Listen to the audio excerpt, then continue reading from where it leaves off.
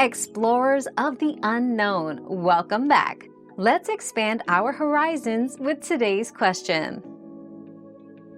School uniforms do not necessarily destroy individuality, but they can limit forms of self-expression. Uniforms create a cohesive look and remove social pressures related to clothing choices, potentially reducing bullying based on fashion. However, they may restrict the ability to express personal style and individual preferences. Encouraging individuality can be balanced with uniforms through personal accessories, hairstyles, and controlled customization options. It's crucial to foster environments where students can express their personalities in other ways, ensuring uniforms don't become a barrier to self-expression.